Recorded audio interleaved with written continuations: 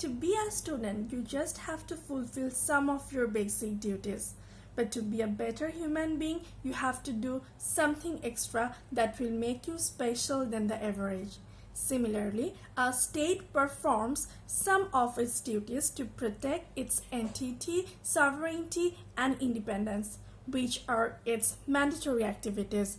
But according to political theorists, a state's duty should not be confined only to protect its law and order situation or to collect tax. It should fulfill some of the duties that will develop the country or the state more, that will work for the welfare of the people, the moral, social, cultural, and economic development of all the citizens. And these activities are termed as welfare or optional activities of the state. In this video, I'm going to discuss some of the welfare and optional activities of a state. The first optional activity that I'm going to discuss is to educate people. It's very important for a modern state to educate all its people because an educated population is an asset for a state. They can do amazing stuffs. They are very sensible. For example, see, if you look at present coronavirus situation, the countries that have educated population are facing the pandemic very smoothly. I know it's difficult for all of them, but the educated people tend to understand the things easily. So that's why educated people is very necessary, and all the states are working on educating its population, and for that reason states take different kind of necessary measurements. For example, in class 8 you have read that some scholarship is given to our girl students from class 6 to class 12. Right, textbooks are being given free of cost to all students from primary level to secondary level. So for adult education, for primary education, for women education, our state is working. So thus all the states of the world are working to educate its population, and all the states are taking different kind of measures to educate its people. The next optional activity that we are going to discuss is to provide healthcare services. Now this is very important to provide healthcare services because if the population of a country is not healthy, they cannot work or cannot contribute in the economy of the country.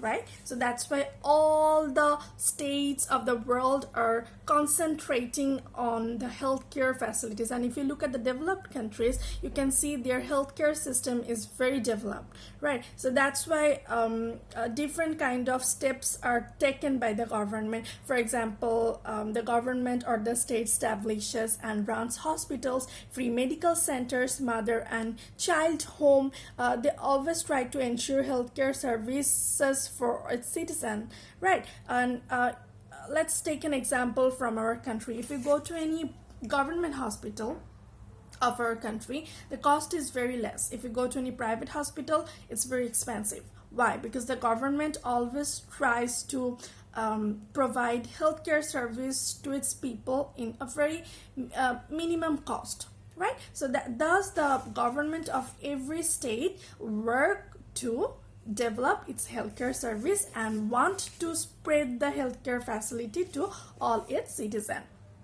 Not only that, there are some other activities that state has to do or can do. Since it's optional activity, a state can do it. So they do, for example, like disease prevention, measurement, immunization program for pure drinking water, sewer system, proper sewer system, like MENA.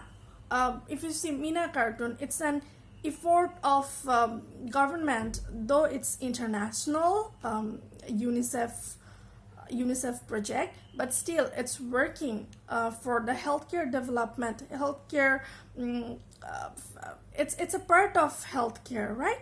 So thus all the states of the world, as an optional activity, try to improve its healthcare sector and provide healthcare facilities to all its citizens.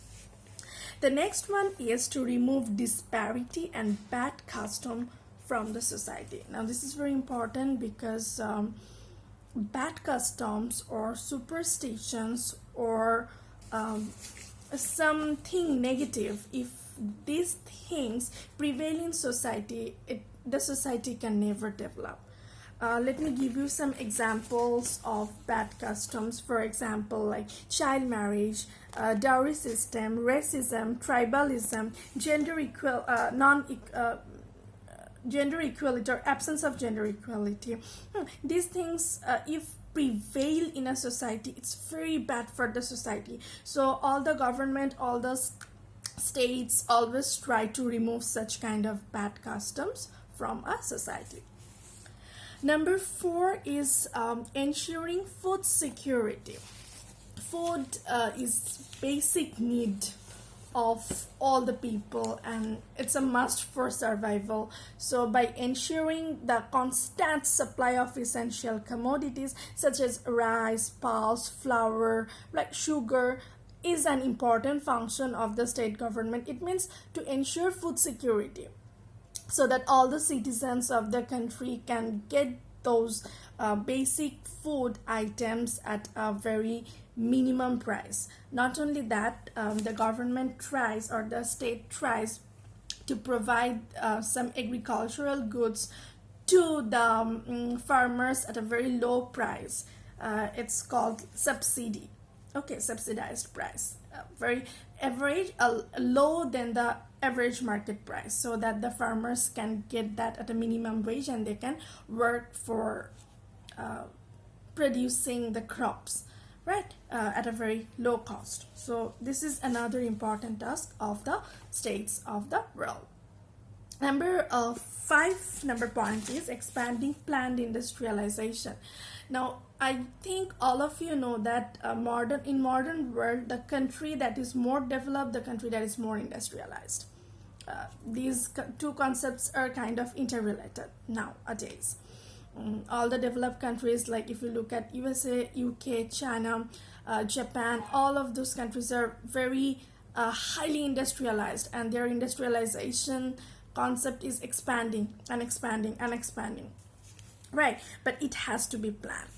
So for that reason, state has to do some important activities. For example, the improvement of trade and commerce, establishing new industries, providing logistic support and loan to the entrepreneurs, because if the entrepreneurs do not get loan, they cannot take the risk. Business or trade and commerce or establishing industry is risky. You can face loss. So if you don't have money, if you will not be interested to introduce your own or launch your own industry. So it's one of the major problem of Bangladesh. We don't have that much of loan facility for our industrial sector, but the developed countries provide loan facilities. In fact, recently India is working on it. It has introduced a separate ministry for its new entrepreneur. So it's another optional task of the government to improve the industrialization and trade and commerce of a country. For example, in Bangladesh, we have export processing zone. The government always try to improve the export, speed up the export, and these are very important work of a state. Every state wants to be self-sufficient, and if it has to import goods, it's not good for its economy, right? Because you have to spend lots of money for importing things. So all the state wants to be self-sufficient, and all the state wants to export more and more goods. So the government has to open the way to help the entrepreneur to improve the industrialization, trade and commerce. So these 5 welfare activities I have discussed in this video. I have some more welfare activities, and I have made another video for that, part 2. So wait for that video. I will post that very soon. And if you have any question, you can ask me through comment. Also comment here below or in Schoology app. Oh, thank you very much for watching the video. Take care. Stay well.